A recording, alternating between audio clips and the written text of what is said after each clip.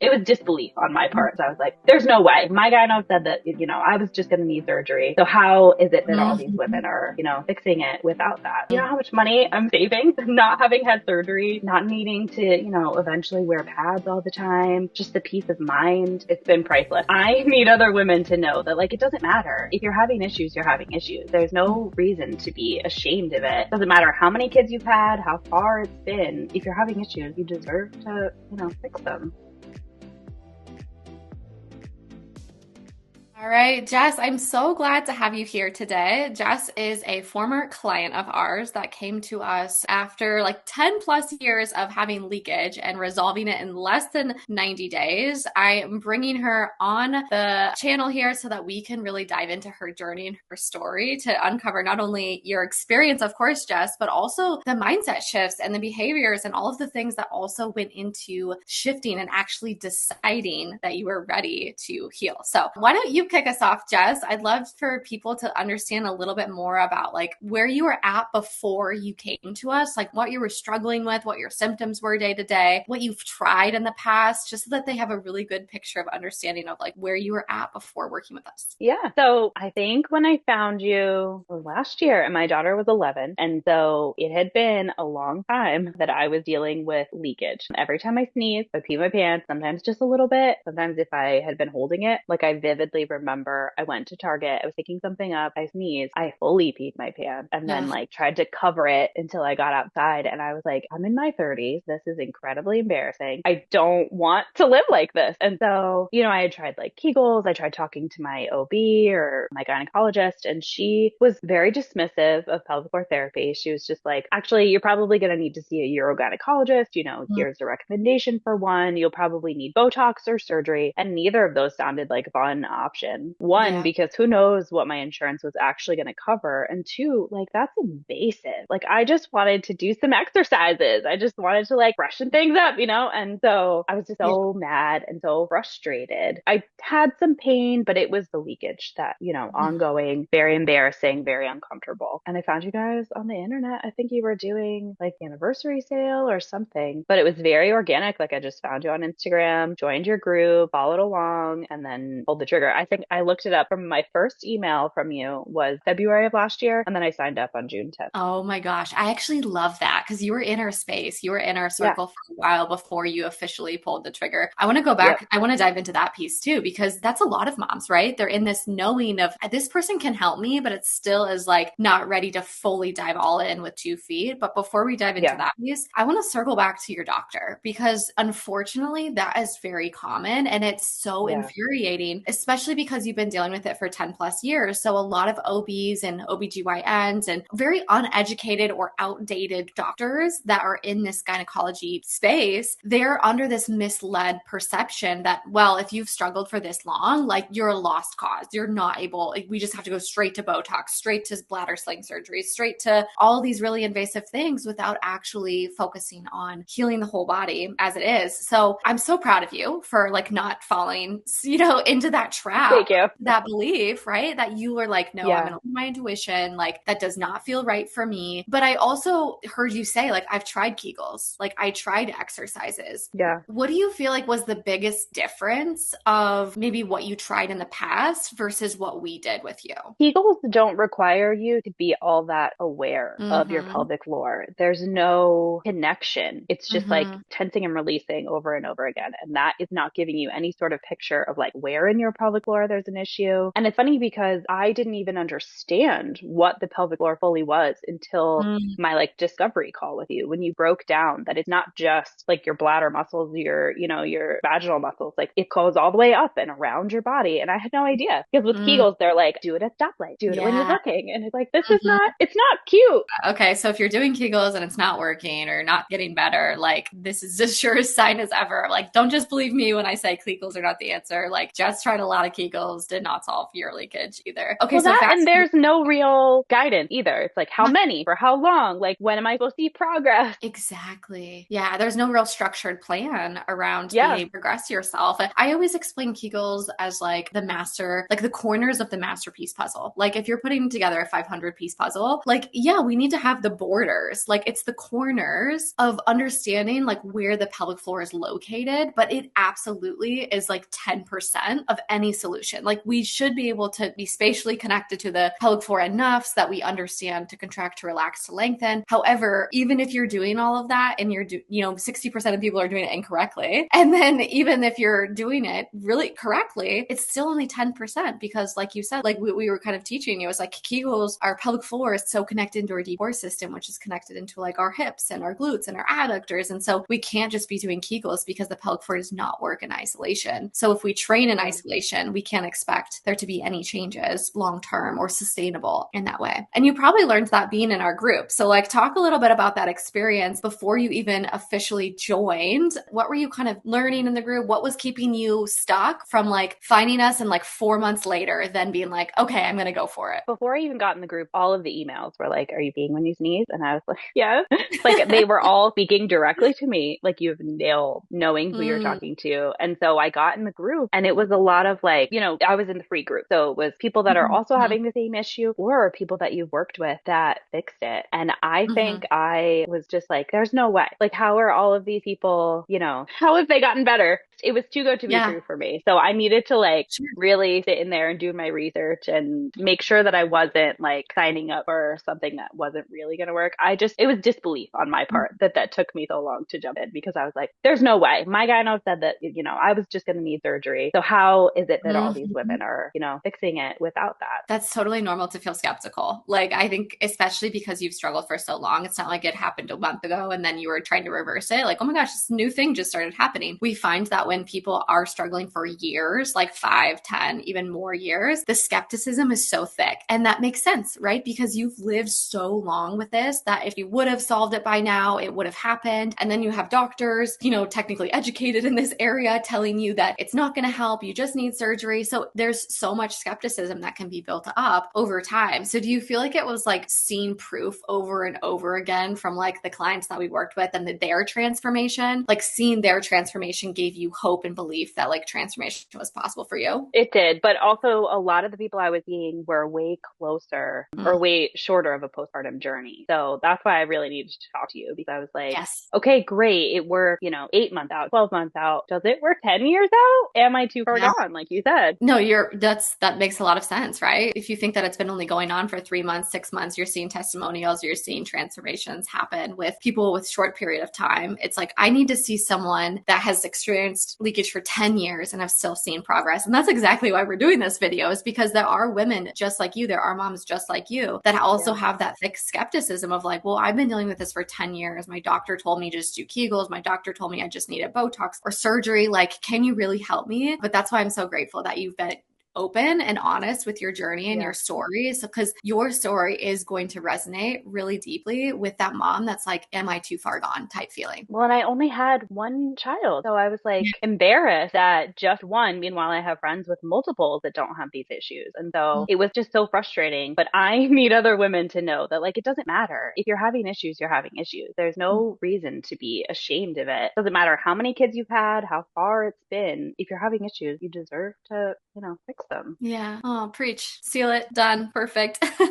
So true. Okay. So walk us through. Obviously, you had that discovery call with me. You were inquiring about the program. Talk to me about the moment. I always call it the trigger moment of like, well, you can say no or you can say yes. Walk me through that moment for you where you were like, I'm going to bet on myself. I'm going to take this leap to join. And then I obviously want you to kind of walk through your experience once you got started. Like I said before, you were running like a Mhm. scholarship program. So on top of it being, not as expensive as it normally would be, you also Mhm. were just like so kind with me saying like, I'm not sure I can really make this work. And you're like, what could you make work? Like, let's, sort of figure it out together. And then I had said to you, okay, well, I feel like this is like always the end of a sales call where you're like, well, let me talk to my husband and get back to you. And you were like, great, but are you going to ask him for permission or are you going to ask him for support? And I just Mm, like wanted to throw whatever I'm holding across the room because like nobody's ever asked me that. And that I don't need permission to do that. And I didn't need permission from him. It was purely financial special, but I was just like, no, I'm going to make this work for me because you Mm-hmm. know how much money I'm saving not having had surgery, not needing to,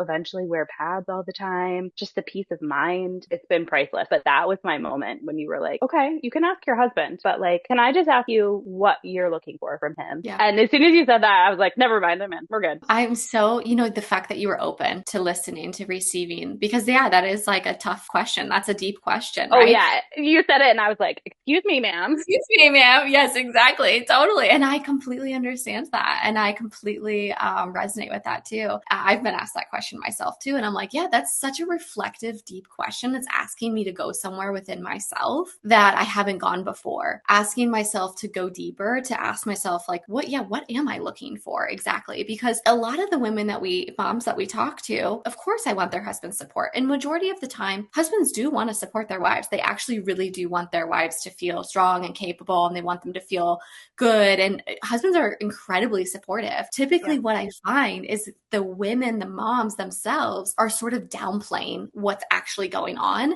And they're sort totally. of in their own head about this, their own self-worth of like being worthy of being invested into and being worthy of this being solved. And so asking that question is like, I know your husband's going to support you, but almost like, are you willing to go to bat for yourself? Are you willing to Yeah, advocate for yourself? Because here I am hearing that you peed your pants in Target. You're so embarrassed. You had to use a sweatshirt to cover it up. It's like totally, impacting your mental, emotional, physical health, not able to be as active as you want. And then it's like, oh, well, I'm like, I can solve it. We can solve it together. And it's like, well, maybe I'll do it. And I'm like, wait, I'm so confused because we just talked about all these things. And that's that moment where people are either going to make a choice to go deeper into really reflecting on like, yeah, what is holding me back? I guess it's not my husband because he's probably going to support me, but am I going to talk myself out of the investment? And I'm going to downplay it like, oh, this is an investment. I'm not sure if I can make it. But, we have a lot of things coming up. And there's never a perfect time in somebody's finances. There's not money trees in anyone's backyard. And so majority of the time, it really doesn't come down to finances. It truly just comes down to like, do you really want to solve this or not? And how willing are you to get creative and have honest conversations with me to say like, how can we make this work together? Majority of the time, when women do want to solve it deep down and they know that they're worthy of that change, it's almost like you doubled down on yourself. And in that yeah, moment, you filled up your tank because you said, yeah, I'm going to choose myself in this moment. I'm going to figure out the finances. I'm going to get creative because this is worth it to me. And that choice is like such a signifier to, God, universe. It's such a signifier for our own self to really reclaim ourselves as mothers, especially when we've struggled for so long. So I'm incredibly proud of you for yeah. choosing yourself in that moment, knowing that you'd have his support, of course. But when you go into that conversation, or when any mom goes into that conversation with their spouse, if they go into it charged up, like, yeah, I'm going to choose myself, that's very different than going into the conversation like timid, nervous. I don't know, can we do this? Maybe we can't do this. Like they almost have amnesia and totally forget everything that they told me about how much it's impacted their mental and emotional health, like peeing in Target. Like Totally. they totally forget about it when Yeah. it comes to actually choosing themselves. I feel like it's hard to ask for help. I feel like so much of motherhood, we've been sold this like, your body knows what it's doing. You know how to handle this. You're a woman. And it's not that easy. Like, we need to be able to ask for help when we need it. Yeah. In the era of self-healing can be so powerful. Like, of course, we Right. have to be tapped into our intuition, our wisdom, but also, I don't want to be a self-made anything. I want to live in community. I want to live in village. I want to outsource to experts. When I don't know things, that's me like dropping my own pride, my own ego to be like, hey, I don't know what I'm doing over here. I've clearly been struggling for a while. I do need some professional support. And I think that's Yep. such a beautiful thing to witness, and actually how we're meant to live in community Yeah. and with each other in society is we all have different skill sets. We all have different expertise. And so it's good, it's healthy, it's safe to lean on each other in these vulnerable times to get the professional support that we need. Yeah. Oh my gosh. Okay. I could talk to you for hours about this, but I want to dive into like, once you joined us, you made the decision, you're like, yep, let's do it. I'm going to figure this out. I'm in. Once you joined, how quickly after did you start noticing like, whoa, this is different than anything I've tried before? I'm actually noticing differences in my body. really, walk us through that transformation that you had. So really quickly, I met Kaylin, loved her Mm-hmm. very much, and she gave me like the whole routine, and I'm walking through the videos and I'm noticing it's really hard. So you have the best cues so that like I really anchored down into my pelvic floor. Like I could fully feel it, isolate it. It was great. But I noticed right away that like half of it was not responding the way that the other Mm-hmm. half was. And I don't know if that's like a tearing issue or what, but I did notice that like it was uneven and it felt so hard. I remember just doing the exercises. I think it was like a couple days a week. And I was just like, honestly, I don't remember how often it was, but I was doing it as prescribed because I was Mm-hmm. like, I'm paying for this. I need to give it my all. And I was like, this is really hard. Am I doing this wrong? Like, it doesn't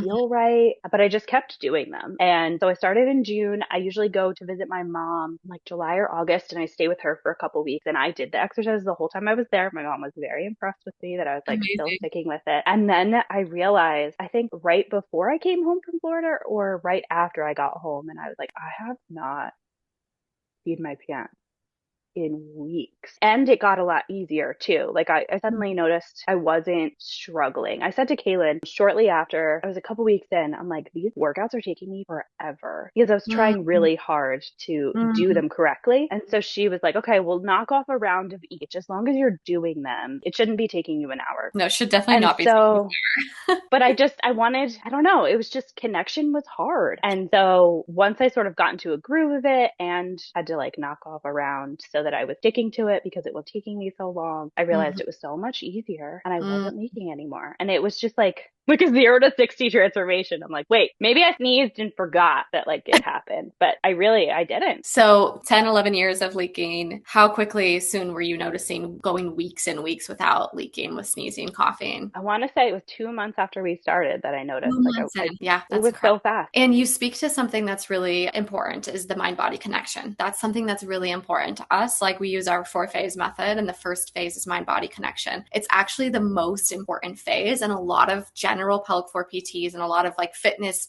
stuff that focuses on pelvic floor and core rehab, they miss that mind body connection because it's hard. Like you Yeah, said, like it forming was that so hard. it's so hard. Like, it's like, wait, where is my pelvic floor? How do I connect to it? And I always walk people through this experience. Like, close your eyes and find your right thumb. You're like, yeah, I can visualize it. I feel somatically connected to it. Like I can, draw a line all the way from my brain to my thumb. But then we say, close your eyes and find your pelvic floor, the front part of your pelvic floor, the back part of your pelvic floor. I want you to contract. I want you to relax. I want you to lengthen. People are like, wait, what? I am so disconnected, especially those that have been dealing with pelvic floor issues for years. Often we find this big break in the nerve to muscle connection, that mind body connection, because it's Yeah. almost like we disassociated from that part of our body, especially if there's like shame or frustration, anger, embarrassment around a certain part of our body. Our brain will map out and disorganize. It will essentially disconnect from that part of our body so that we aren't as much connected energetically, somatically. And so we can kind of like disregard it and be okay with it. And that's why people struggle for 5, 10, 15 years because they quote unquote like normalize it in their own body as like that's their new normal. It's their new safety. So you did the hard work and you literally rewired that mind to muscle connection. And it is hard, especially if you're not well connected to that part of your body and you've disconnected and disassociated from that part of your body from years of struggling. The real work is that first phase of mind body connection. And your consistency is what led you to around that 8-week mark, just 8 weeks in, already starting to notice massive changes and less leakage. And that just also goes to show you it's not a million different exercises all of the time. It's having a solid nervous system capacity, like that mind body capacity, and then consistency with activity. Because your consistency is also what brought you to that result.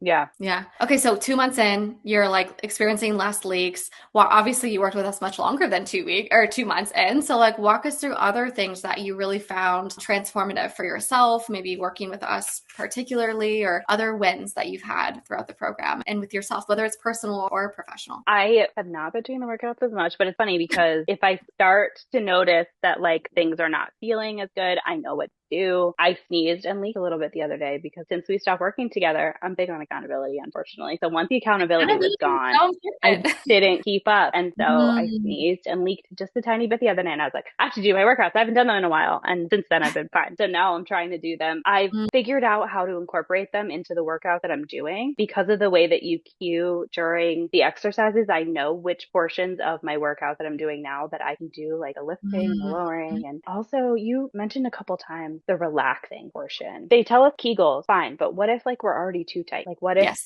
we're just too, constricted all the time? You teaching me how to make sure that my pelvic floor was also relaxed. I do that all the time. I like lay down and just lay there and relax and make sure that like I know how to disengage. I don't know what it is, but I am just constantly clenched. My legs, my butt, it's just Mm-hmm. I'm always like over Mm-hmm. engaged. And so learning to relax has Yeah. Yeah. been transformative. Yeah, obviously Yeah. it's more than just your pelvic floor. It's like finding nervous system regulation in that release of that awareness that you have now too, of like going throughout your day and you're like, oh, I'm on the computer for a while. I've been doing dishes, like totally my butt's been clenched the whole time. It's also Yeah. having that awareness to be like, okay, I'm going to release. Maybe I'm going to take some, pelvic floor relaxation breaths. I'm going to let things go. And stress will also increase pelvic floor issues as well. And so sounds like you've made that connection. The thing that I love that you said was like, you were aware of like the accountability being so important to the consistency, which I think is a big missed mark of like, we can follow apps and programs and those can be great for some people, but without true accountability, sometimes we don't actually create the change that we need to. So especially for like moms listening, I'm super consistent with my Kegels, or I'm like trying to do the app, but I just can't be consistent enough. You might just need coaching for a short period of time to get you on track to reverse that. But a lot of people ask the question, once I get rid of the leakage, do I have to do these exercises for the rest of my life? So you kind of brought up like, whoa, I stopped doing the exercises and I started noticing the leakage. And I always say, hey, look, it's not the same exercises forever for the rest of your life. It's being consistent with some sort of activity. Like once you've reversed the leakage, it's like, great, what are the new strength training programs and plans that you're following? And just like exactly what you're doing, taking the principles and weaving in that connection piece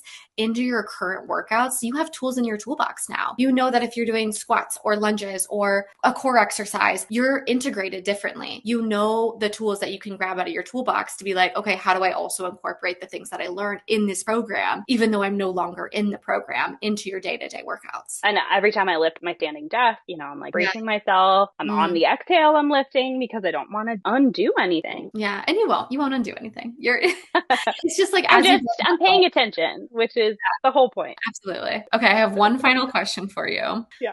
before we wrap up, because I like to keep these short and sweet. What would you tell a mom, maybe in your exact same shoes? She's been dealing with leakage or pain or pelvic heaviness for 10 plus years. She's a mom just like you. She's been dealing with it for a long time. What would you tell her that you want to share a message with her so that she can believe like transformation and healing is possible for her too? I would tell her to stop keeping it to herself because I spent a long time just feeling like something was wrong. I don't know, just being embarrassed, ashamed, whatever the feeling was, because, like I said earlier, I only had one child, been a long time since she was born. And I just felt like, well, there must be something wrong with me. And Mm-hmm. that was not true. Everybody's body is different. And so I want to make sure that women know it's never too late. There's nothing wrong with you.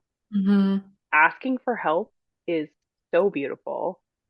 I don't want to be a pelvic floor therapist. I wanna do what I do, And so asking for help, you have to because you're worth it. You don't want to be miserable forever. It can be fixed, but you just have to ask for help Yeah, we have to be and willing to. believe that you're worth it. Yes, it's a big Yeah. thing for sure, especially for those moms struggling for years and years. Like a lot of it comes down to like believing that you're worthy of help and support and also being open to receive it. So Yeah. I'm so grateful you came on and shared your journey and your story with us. It's going to reach so many moms just like you that are really looking for hope. And I am so appreciative of you and your time. Thank you. Truly. I am so thankful for you. Yeah, me too.